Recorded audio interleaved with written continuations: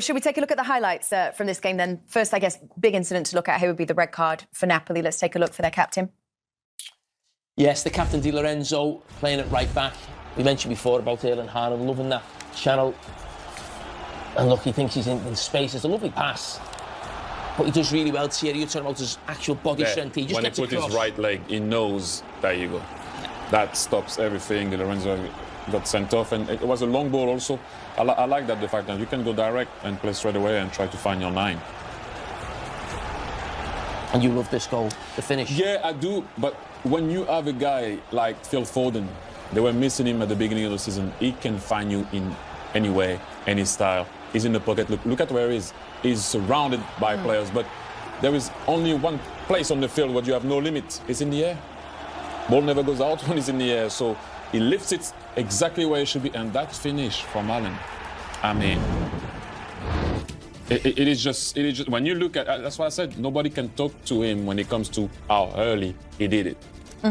It's his 7th goal in 6 games as well, isn't it? Just how good a start to the season has it been for him, do you think?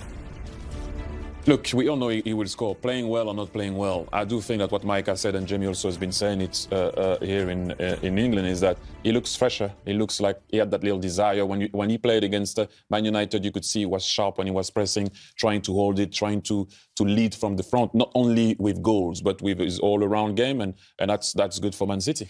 Thierry, can I ask you, we talk about Haaland a lot, and you speak about him. Obviously, there's no one better to speak on the best strikers in the world, and we sometimes talk about his all-round game. But in terms of his goal scoring, he's top of the list. Is his finishing underrated? People talk about him being a brigade goal scorer, but whenever I see him in front of goal, there's never a thought in my mind that he would miss. I would say that it is not underrated, but it's Is it the best? Is he the best? But it's taken for granted. Yes. Because he does it ever so well, and he makes it look easy. You're like, oh yeah, well, it's Haaland. Yeah. Well, it's not normal. We are seeing the numbers. We can talk about stuff, and we already done it that he can get better at. But the numbers don't lie when it comes to that at one point, because when you look at the history of so many players and how quick he did it, nobody did it as quick as him. But yeah, I do think that sometimes people, just because he can karate, kick one that way, or he just makes it look easy, that we all go, oh, well, that's Haaland. And that's how great you can be sometimes, because people just think it's normal. It is not. I think because he's so big and powerful and quick, and you almost have this vision of Haaland just knocking people out the way and just hitting a ball as hard as he can, smashes the net. When really some of his finesse, you've just mentioned the one he scored a couple of years ago, like a Johan Cruyff goal. The goal he scored tonight with his head just to dink that over. I mean, there was one against Manchester United where he went through on his left foot. There's no thought that he's not going to score. I actually think his actual finishing, I think, is absolutely out of this way. I mean, this is an unbelievable finish. Oh. Absolutely outstanding. Should we take a look at the second goal then for Manchester City? Doku for this one. Yes, and I've been in that situation when you are a winger. Like when you get the ball from the wing against a low block, you have to pass the right back, you have to pass the centre back, maybe the midfielder that came to. But when you receive the ball here, in the heart, how are you going to say, of the field and the team that you play against, and you manage to turn it, hey, as soon as you beat your man or going through, it's goal. Then you need to finish, then you need to stay composed, then you need to keep it low. Yes, he went through the leg of the goalkeeper, but that's what I like here. He doesn't want to set it back, he wants to go. Exactly like he did against Man United on the other side, he turned into the pocket and he went. But what he sees when he beats people there, he sees the goal.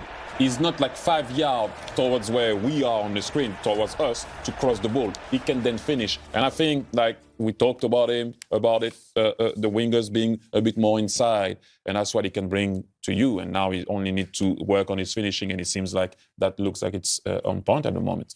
What about Napoli? What can Antonio Conte take from that game, or not much really hard to in those circumstances?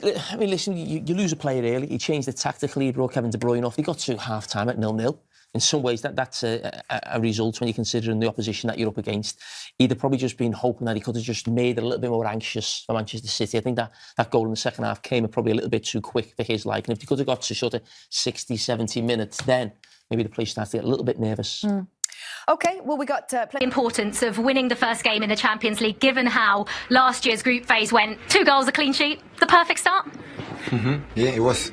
So we are still better than the last season where we draw against Inter here. So Yeah, we of course play a lot with 10. It was an advantage, but in the same time we were not, I would say, a stress for that in that situation. But we play good with 11, with 10, and a big victory against incredible top side.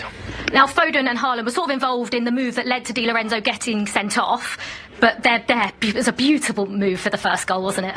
Yeah, it was. So the team in the last 2 games took another feeling. Our composers, defensively, offensively, our body language is unbelievable good. So yeah, very pleased. But it was a tough season, a tough week. Of course, to have an incredible challenge on Sunday, but going there with these feelings is much better. And Erling Haaland has broken another record, the quickest player to 50 Champions League goals. Pep, I don't have any words left. Do you have any words left for Erling Haaland? Me neither. Nothing? No. I mean, he was absolutely brilliant against tonight, and the goal was a perfect example of that.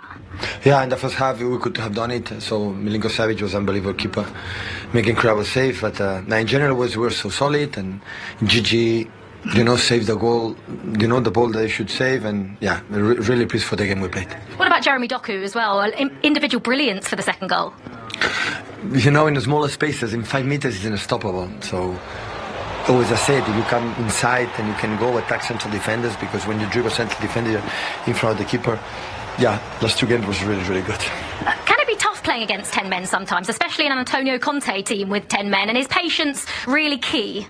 No, the Italian team's unbelievable. I've been in Champions League many times, and against Italian teams, even 10-11, I was not able to break it. So the resilience and the focus, and it's so tough. I admire them a lot. So I'm not able, as a manager, I'm not able to do my team, just in case of 10 men, to have the resilience in every ball, defend a 2 against 1, and helps, and be close, and defend the crosses, defend the blocks, and yeah, they're really, really good. So it's in DNA from Italian teams. Of course, Antonio is a part not just for many other things. Of course, this one is an incredible one. Despite that Derby Day win at the weekend, but they needed a win today, didn't they? Because when you look at how they went out of the competition last season, they won it the season before, they just had to do well. And I mean, they were helped by the fact that Napoli went down to 10 men, but in the end it was a professional performance. Yeah, they look good, they look strong. Some incredible changes. I think Sam touched on it in commentary about the strength in depth. They've took care of business in a really busy week. If you're a Manchester City team that wants to be challenging on all fronts, you need to be capable, you need to be taking care of business like they have in the last 2 games, and they can look forward now. Yeah, definitely. I think positive week, obviously, results-wise. But performances, they were very in control in both games, especially tonight. Yes, it helps. Napoli went down to 10 men, but they were still in control before that. And it looked like they could go on if they kept on probing. Opportunities were going to come, and they did. Well, look, all the headlines before the game were about Kevin De Bruyne, wasn't it? His homecoming, 10 years at City, and then coming back to face his former club in his first match in the Champions League. It didn't kind of go his way, because at the end of the day, the headlines have all been stolen now by Erling Haaland, and rightly so. He is the fastest player to reach 50 goals ever in Champions League history. He's done it in 49 games. That means he's beaten the record that was held by Ruud van Nistelrooy. He did it in 62. Messi did it in 66. And Erling Haaland has done it in 49. He is just a phenomenal colossus of a talent, isn't he? He is, and he looked dangerous tonight. That's such a clever ball. Phil Foden talked in his interview about receiving the ball on the back foot, turning, and knowing that Erling Haaland run. But the ball bobbling up there, to not break stride and kind of scoop header it over Milinkovic-Savic, I don't even know what he's done there. That's just the instinct of a pure goal scorer. He's brilliant, he keeps coming, he looks fit, he looks strong, he looks hungry. I'm really excited to see what he can achieve this season. Yeah, and as Joe rightly said, brilliant from Foden to set him up like that. Yeah, great, and Phil touched on it in his interview, saying he's recognised he can get into pockets, create moments that probably only he can throughout that team, and just recognising the runs that Erling Haaland's making, and become telepathic, because I think him and Kevin De Bruyne had that at moments, so it's now creating that relationship between the two. Yeah, I mean, for Haaland's form right now, he's on 12 goals so far this season, 6 for his club, 6 for his country. I mean, he is absolutely on a roll, and he's so dangerous. If you are an opposing side and you're looking at your fixtures in this Champions League and you're facing Erling Haaland, wow, tearing up defences everywhere. Yeah, he's just on it. He just knows you can't sleep, Joel. As a defender, knowing a player like that, it must be.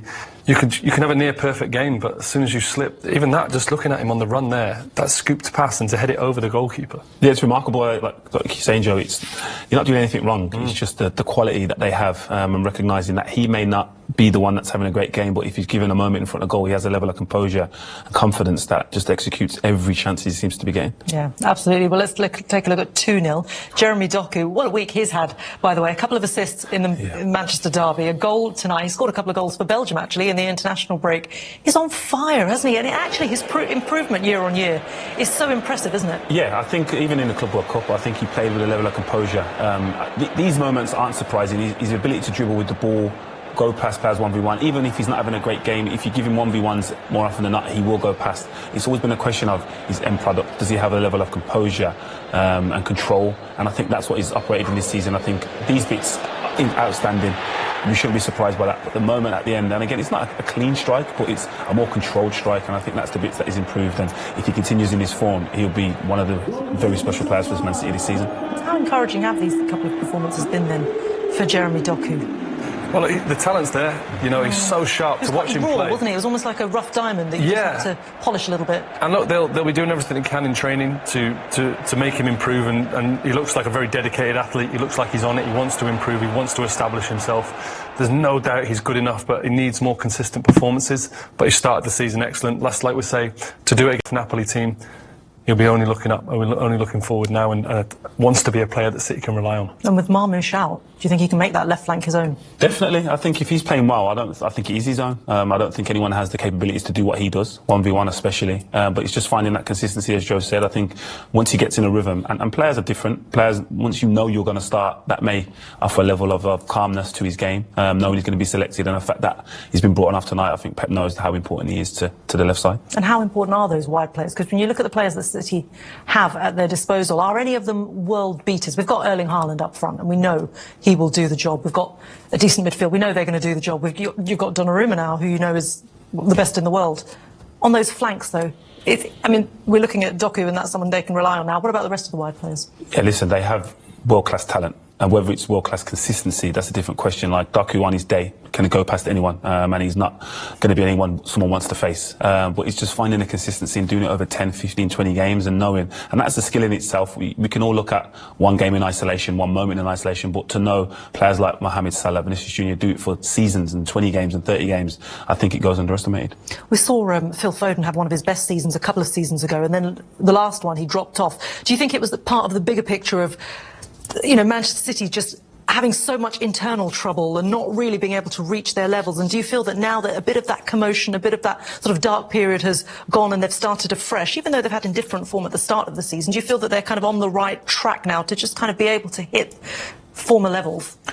I think so. If you've seen a fit Haaland, you've seen a fit Foden. There was an air of mystery around his form last season, and rightfully or wrongfully so, we weren't quite sure what was going on with him.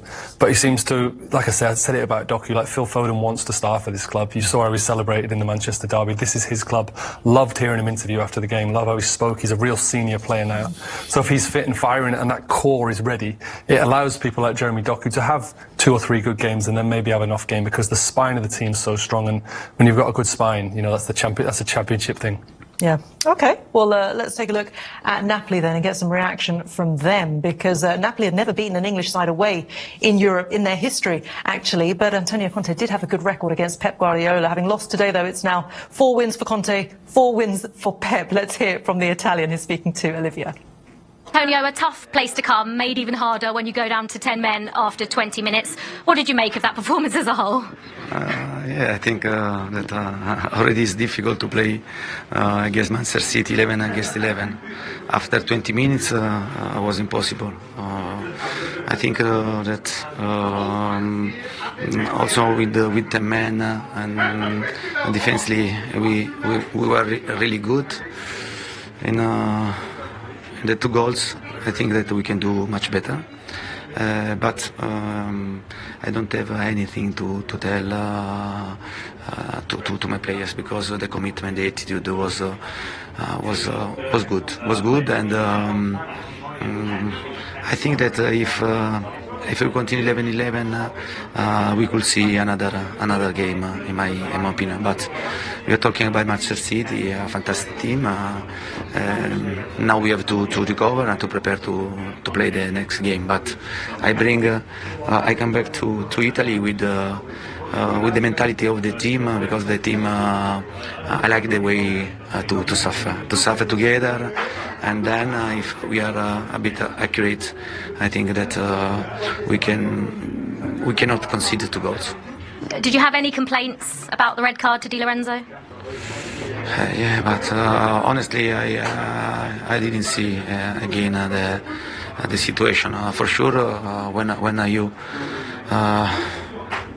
a red card after 20 minutes in one side and on the other side, it means that you are addressing the game in one way. I think that the game was ruined about this red card, but I don't know if is right.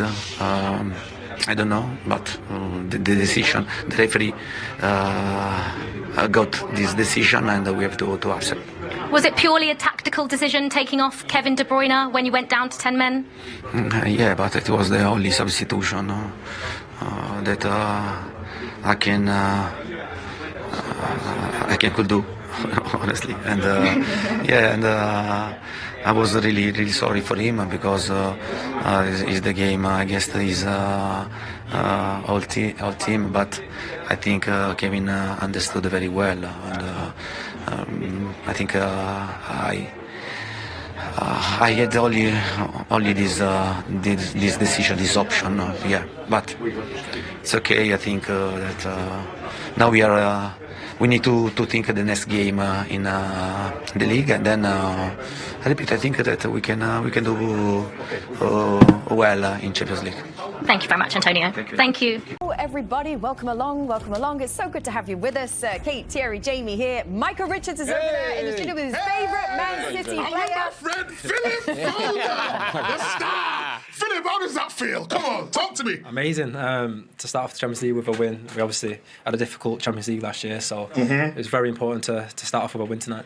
Can we talk about your form? Obviously, 2 seasons ago, Player of the Year. Last season was a little bit more difficult for you, but this season you look back to your best again, or getting somewhere towards that. Is that fair? Yeah, it's fair to say. Obviously, last year my performances weren't what I'm used to, but I feel like every player goes through them dips. It's just about how you react, and yeah, I've been hungry as ever to get back in the team and just show what I'm about and try and get back to my best. How is it for you playing in that sort of number 10 role as well now? We've seen you play on the left, we've seen you play on the right, but in the 10 you look at home. Yeah, I just feel free. It's somewhere where I just feel so comfortable. I feel like I can grow into the game, and yeah, I just feel myself in there. I can come short, maybe get into the game if I'm not receiving in the pockets, and maybe open up space for others. And yeah, I'm just enjoying it, playing in there at the moment. Can I ask you about further plans in terms of the season? How far can this team go? Because that is a question mark everyone is asking in terms of Ask City back to their best. I don't think so just yet. I think they're growing. I think the players that you brought in have been very good. But how far away are you? Yeah, if I'm honest, I don't think we're fully back there. I've seen glimpses of it, but yeah, I think it's a process at the moment with the new players coming in, and to be fair, they've adapted really quickly, but I still feel like they still need to understand what we do. A lot of teams are coming and pressing at the Etihad now, and something we're not really used to, so we have to go a little bit longer than usual. Maybe into Erling to get the sets off him. But yeah, football's always evolving, and it's about how you find new ways to win, and I feel like we're going through that process at the moment of maybe not changing philosophy a lot, but just changing a little bit to adapt to teams, and I feel like we're doing that really well at the moment. Can I ask you about your hair? You know we're talking about trims. I'm feeling the trim, Philip Foden. Who is this magnifique? What have you asked the barber there for? Nah, I just left it a little bit longer on top than usual. Obviously, it's normally a lot shorter. But yeah, I've got a lot of compliments recently, so yeah, I'm happy to leave it. Thierry, Jamie, do you want to say anything? Phil, I have a question, but first and foremost, congratulations. I love the pass tonight. You, as you said, you were talking about being free in terms of positioning. I also wanted to know how great it is. Please, can you explain to people to be pain-free? Because if not, it's very difficult to perform, and people forget about that. Yeah, it's obviously massively important. I think a lot of footballers play with niggles here and there, and last year I was picking up a lot of niggles that I had to play with, and it's not an excuse really why I weren't at my best. I feel like it was a full team problem. I think everyone weren't up to the standards, and obviously it's more difficult to perform, but I feel like there's fresh minds this season, fresh players, and yeah, we're ready to start again. Phil, can I just ask you, you mentioned before about the number 10 position, and obviously when you look at the setup of the team, Bernardo Silva's on the right at the moment, and you've been central the last couple of games. But in the past, I've always felt Pep would put maybe somebody else a little bit central, and you'd end up finding yourself on the right. Is that maybe something you've spoken to the manager about, or is that just his decision? Yeah, I've not really spoken to him about it. I think I set up on the right at the start of the game, and he changed me and Bernardo round. Obviously, I'm happy to play wherever he puts me, but I think I've made it clear that I do prefer the 10, and that's where I see myself playing. So, yeah, like I said, that's where I want to be. So let's see what happens. I'm playing there at the moment and loving my football. So, well, you just said that you prefer the 10, but I'm sat in Micah's chair tonight, and Micah normally asks the same question, and it normally goes along the lines of Phil Foden. Who's your favourite on the show? Favourite? Yeah, favourite. None of you. Nah, joking. Nah, I love you all, man. I swear, I love you all. Funny bunch. You've got to pick one, just one. One? You put me on the spot here. Do we actually have to pick one? Go on, pick one. Tell us who your favourite I'm is. sweating here, Philip. Can you get a towel for Micah? Can you get a towel for Micah? Wow. Not trust for the Talk us through that coat, please. You like this though, don't you? Little fashion sense, a little, I won't mention the brand, because they don't sponsor me. I'm looking for a sponsor if anyone wants to sponsor me. But yeah, I got it wrong tonight. Last one from me. Arsenal, the weekend. Big game. Massive game. Yeah, we obviously know how difficult Arsenal is. They don't make it easy for us every time we play them. Similar to tonight, they're so hard to break down. They're probably the best in the structure at the moment. So yeah, it's going to be really difficult to break them down, but hopefully we can keep patient like today and hopefully pick our moments at the right times and hurt them. So yeah, it's going to be a very good game. A good watch. Micah! Well, good luck. Micah! Good luck. Micah! I know Jerry's about to say something different. Micah, so, who are you supporting? Go now, Philip. Who's Micah supporting? Is he supporting Arsenal or City on Sunday? We're having technical problems. The line's got a bit funny there, Phil. Aaron, can you? I can't hear him. See you later. Thank you, Phil.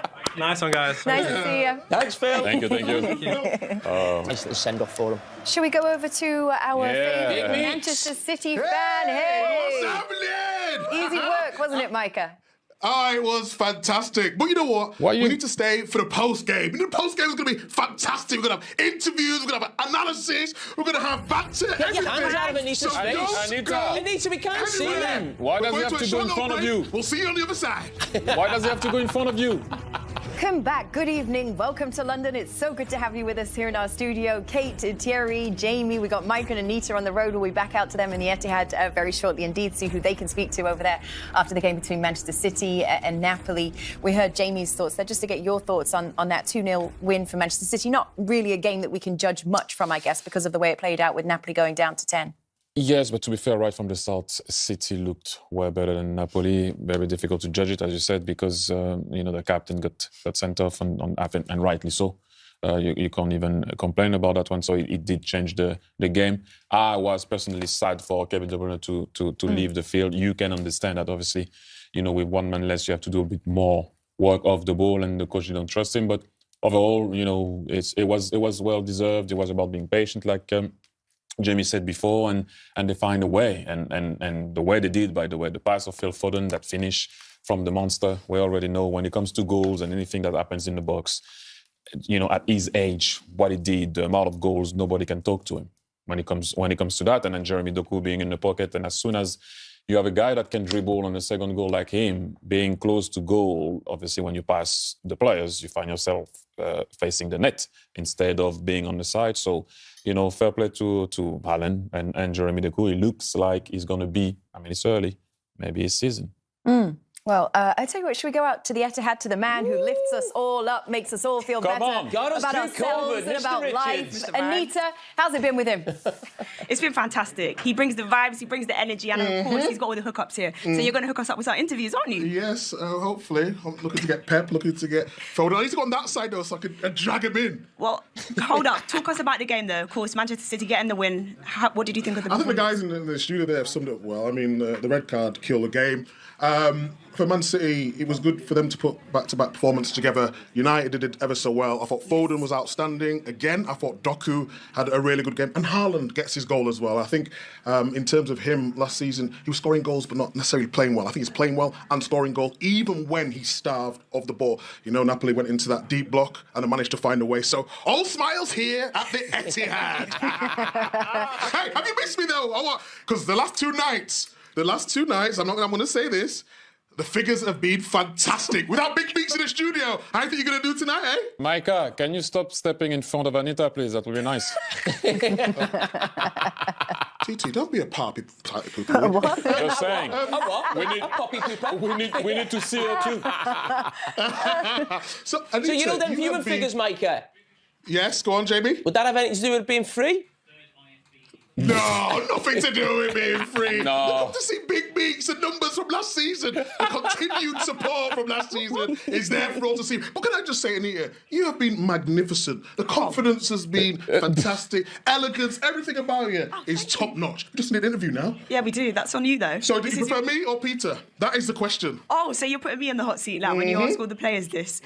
I preferred Peter yesterday and I preferred you today. Oh, I love it, Anita. Well done. Very good, very good, very good. All right, we'll be back with you. Thank you very much, guys. Good to see you, as always.